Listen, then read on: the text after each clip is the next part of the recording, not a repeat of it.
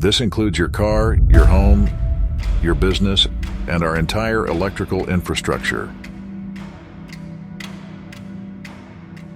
Learn how you can protect yourself from a massive electrical disturbance today. Visit www.empro.com or call 833-EMP-PRO4 today. Let's start off on a good foot again and let's discuss the pros. Number one, I think, is going to be brand reputation. They produce high quality gear, people know the name, and so that's why it's going to be a little bit more expensive. I mean, let's be real, most of us trust specific brands for a reason. Another pro for me is the materials themselves. Typically they're made with advanced materials, making them lightweight, breathable, waterproof, and durable. And one of the best advantages for me is the fact that they are quiet. The next pro for me is the fit. I mean, it's basically tailor-made to fit you, and that improves efficiency and comfort. When I was in service, we didn't use rain ponchos, we used rain gear. They were tactically efficient, and that's why we used them. Another pro for me is the features. They've got adjustable hoods, multiple pockets, and you also have the option of ventilation. This also has a liner in it that is designed so that it can create like air pockets inside, and it slides around, it moves, and it helps you to feel like you're not wearing a garbage bag. Plus it packs into its own side pocket, and that makes it easy for packing up and carrying. I think the best pro for me is the gray man aspect. It's kind of hard to walk in an urban environment with a USGI poncho or a Tacti-Cloak without feeling like you're military. I mean, it really is the best of both worlds, urban and wilderland. Unless you're colorblind, you have bad taste, or you're just into pastels, which leads into cons. Number one, I would say the cost.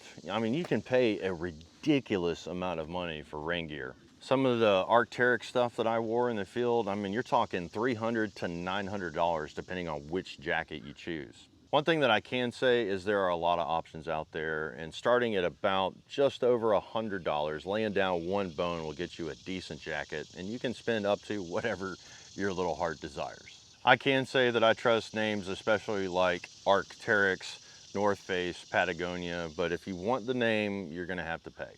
But I can say that you typically get what you pay for. I'm just saying you have a lot of options. Now, another con to this is coverage. I mean, if you just get a rain jacket, then guess what? Your legs and your gear are gonna get wet, which means you end up having to spend more money because now you gotta buy some fancy Gore-Tex rain pants to go with it.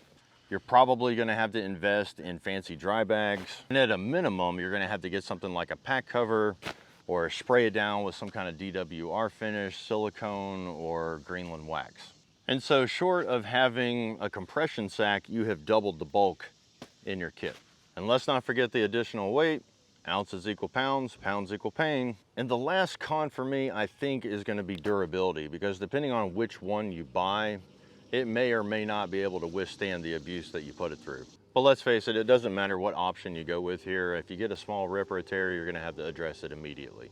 You just wouldn't believe how many airplanes we have to deal with when you're a content creator. It's ridiculous. So now that we've discussed our middle option, let's move on up to the penthouse. Now, y'all have seen me run this in several videos. This is the Tacti-Cloak by Rhino and Ravens. This was designed by Nick, who was in the Special Forces, and he had to deal with this his whole entire career. And so he came up with this because this was what he really wanted. Now, he wouldn't tell me exactly what this is, but I can tell you that it's a high-tech advanced material. And one thing I can tell you from experience is it offers excellent waterproofing, and it is definitely durable.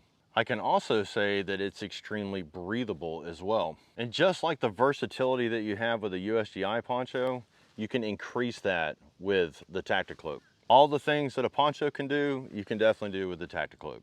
One of the biggest pros about it in general is the design itself. Because the cloak opens from the front, that means that if I need to pop out and go to work, I can do that. I could also rappel with it, I mean, if you want to look like Batman. And I can do things like work on patients or work on my fire supplies or whatever it is. I've got that option. It's a tailored fit. It's got reinforced attachment points. But the biggest and what I think is the best feature is it will mitigate your heat signature, which leads into the camouflage aspect of it. Now, this is obviously much larger than the poncho, so you're going to get more coverage for sure. Another thing about it is it's not shiny, it's dull, even when it's wet. And as far as sound discipline goes, this thing is way more quiet than this is. Another pro is mobility.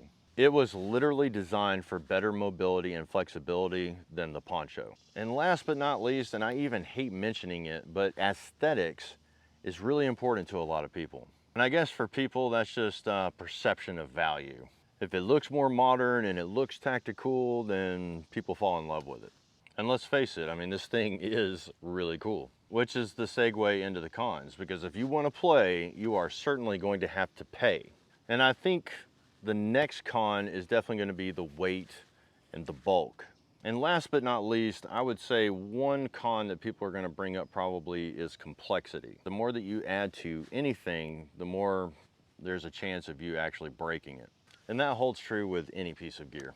Now, y'all have seen me use all of this stuff in the field before. I'm not sure if you've actually seen me use my rain jacket, but I've been leaning more towards that here lately just so that I can be more tactically efficient. All right, so now that we've gone over the pros and cons of all three pieces of kit, I want to leave a few side notes before you get in the comment section. Number one, no rain gear works if you're sweating from the inside.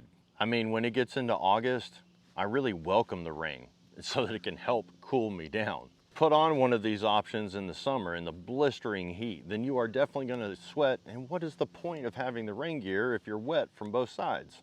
My grandfather used to tell me, son, you are gonna get wet, so you might as well be prepared to deal with that. Another thing I've got to say is that all of these options are certainly better than anything that you could fabricate in nature. Sure, you could find a natural shelter somewhere if you get lucky, but there goes your mobility. And that's something that you should probably ask yourself before you choose what goes in your kit. Are you gonna be mobile or are you gonna be stationary? And if you're stationary, can you go mobile with it? Because really it's the mission and the environment that is gonna dictate the choice that you go with. In my opinion, there's really no perfect rain gear, just like there isn't any perfect survival knife. And another thing that holds true with any piece of kit is you have to be smarter than the tool itself. It doesn't matter how expensive or badass the equipment is, unless you know how to use it properly and you can overcome the deficiency of the tool. There's no such thing as bomb-proof rain gear. You are going to have to take care of it. So if you're honey smack digging the video, get in the comment section, like, share, subscribe, hit that notification bell, and until next time, fuel those fires.